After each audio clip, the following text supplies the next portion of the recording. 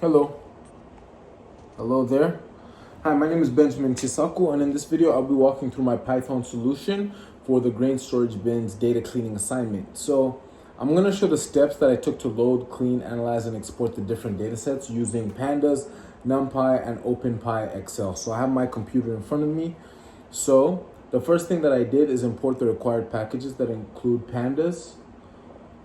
I imported OS, but OS is already for basic. This is for basic file interactions. It's already built into the system, so I didn't really have to import that. So I imported Pandas as PD, as you can see here in my line 3.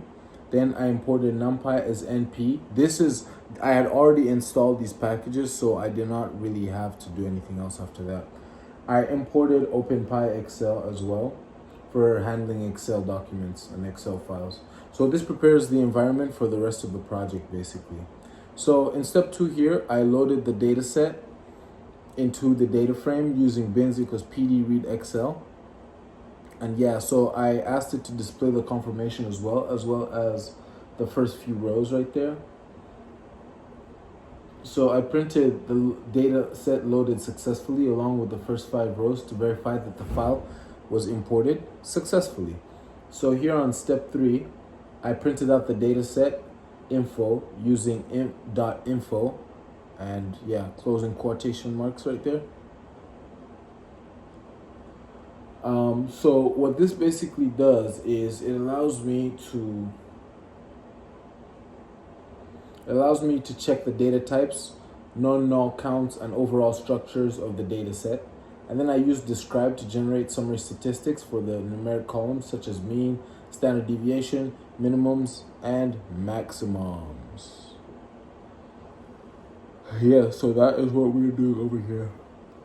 So I'm now going to go to step 4. So in step 4, I'm basically going to clean up the column names and make them lowercase.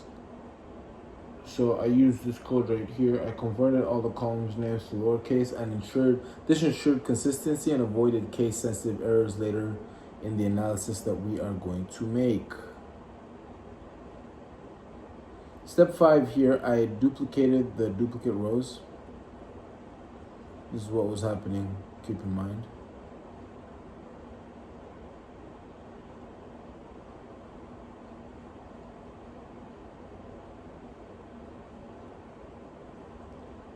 I removed the duplicate rows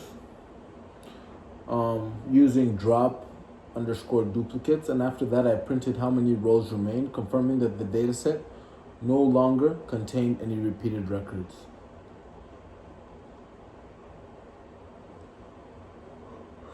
So it says 300 right there because there's only 300 rows remaining after the duplicates have been removed. Yeah.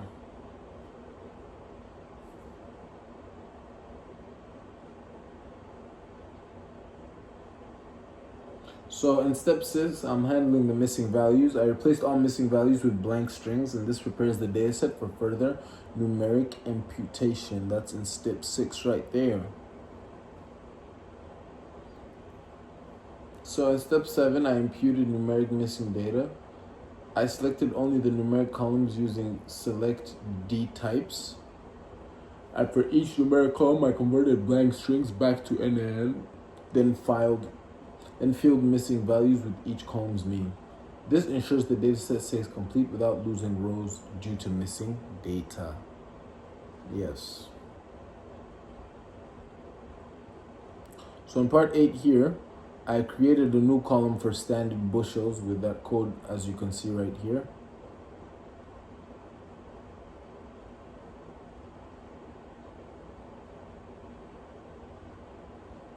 This is after the imputation. Standard bushels have been added right here.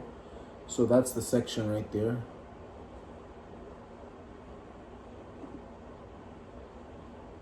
Standard bushels are right there.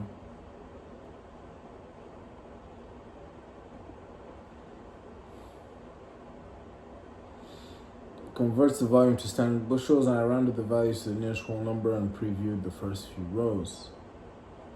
So now in step 9, over here, I'm going to export a clean data set.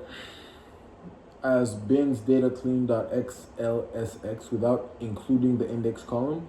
So the file contains all corrections, imputations, and new standard bushel columns.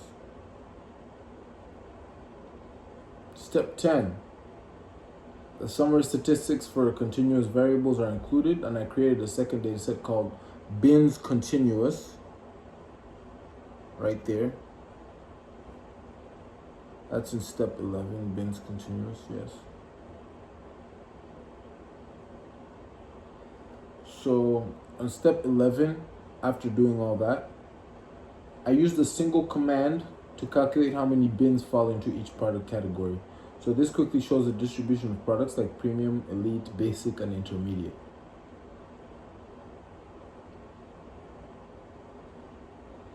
So in step 12, I created and exported the bin selected dataset and created the filtered dataset called bin selected. So this dataset includes only bins that meet all of the following conditions.